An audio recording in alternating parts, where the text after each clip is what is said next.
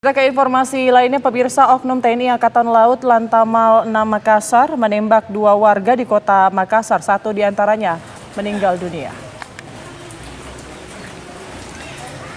Pemirsa, inilah suasana di rumah duka almarhum FR alias Rais usai pemakaman. FR yang berusia 19 tahun meninggal dunia akibat luka tembak di kepala.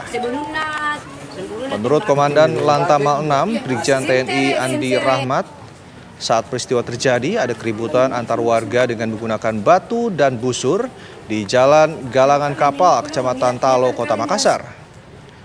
Oknum TNI Koptu SB melihat rumahnya terkena lemparan batu dan kaca rumahnya pecah.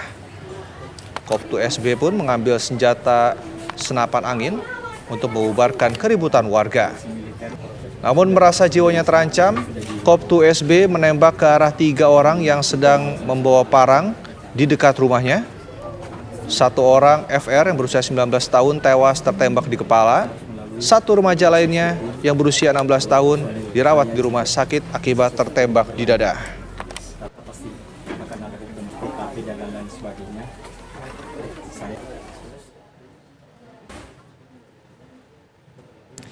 Pemirsa, untuk memperbarui informasi mengenai kasus Oknum TNI Angkatan Laut Lantamal 6 Makassar yang menembak 2 warga di kota Makassar, kita akan bergabung dengan rekan Syamsul Ma'arif. Selamat siang Syamsul, bagaimana informasi terkini mengenai kasus ini? Baik, siang Rendra Putri dan pemirsa. Terkait dengan insiden adanya keributan warga di Makassar, keributan antar warga di Makassar Selatan yang berujung pada meninggalnya salah satu warga yang setelah terkena peluru yang dilontarkan oleh oknum anggota TNI Angkatan Laut. Saat ini sudah berada di Pangkalan Lantamal 6 Makassar dan sudah bersama kami di sini. Dan Lantamal 6 kita akan menanyakan seperti apa kronologis dan penanganan terbaru terkait dengan kasus ini. Baik, selamat siang Komandan. Selamat siang, Mas. Bang, izin terkait dengan adanya kemarin perkelahian antar kampung, antar warga yang berujung pada tewasnya salah seorang warga setelah terkena peluru oleh oknum angkatan laut ini. Seperti apa penanganan dan kronologisnya sebenarnya, Komandan? Terima kasih, Mas, pemirsa TV One. Untuk kronologis, jadi ini ada perkelahian antar kampung. Awalnya itu dari ada informasi pencurian handphone. Yang informasinya katanya diterima bahwa handphone itu diambil oleh warga kampung sebelah. Dari situlah berawal. Itu kurang lebih jam 04.00 sampai kurang lebih 05.00 berapa itu terjadi. Sehingga kebetulan saat terjadi ini oknum dari TNI Angkatan Laut ini itu rumahnya di antara 2 kampung ini. Terjadilah lempar-melempar, ada busur dan lain-lain sebagainya. Rumah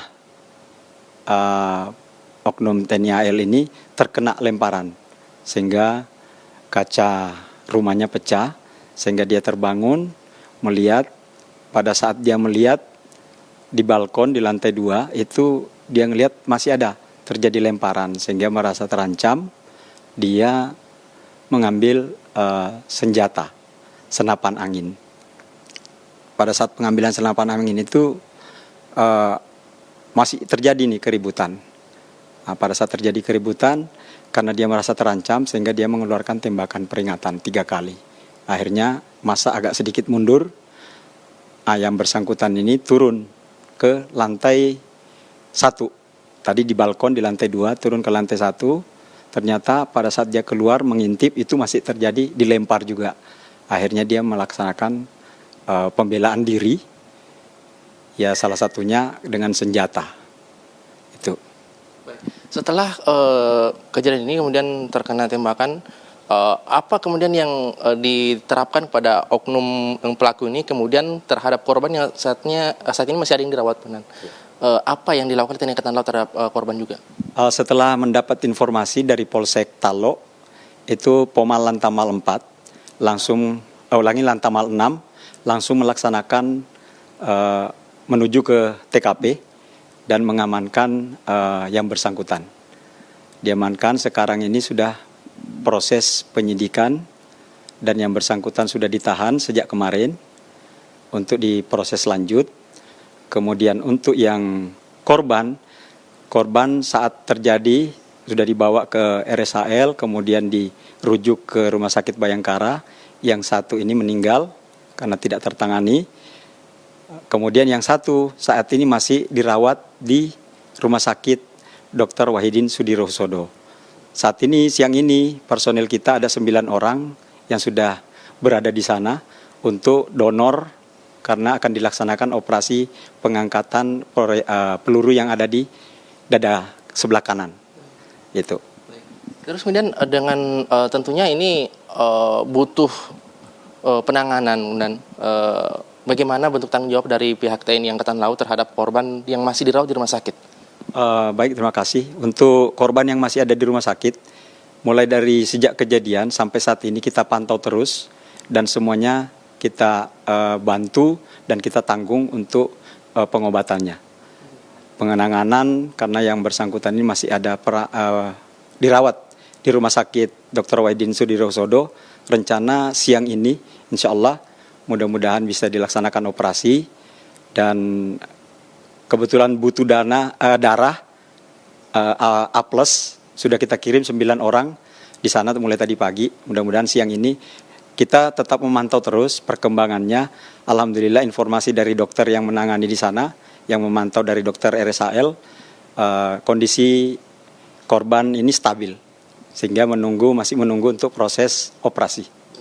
Ya, kalau untuk yang meninggal, kemarin sudah kita bantu dengan pemakaman, apa semuanya kita bantu, jadi tidak memberatkan keluarga korban. Demikian. Baik, dan terima kasih atas informasi yang diberikan kepada kami. Tentunya pihak pelaku juga saat itu sudah menjalani penahanan dan pemeriksaan yang prosesnya mungkin sampai ke persidangan militer.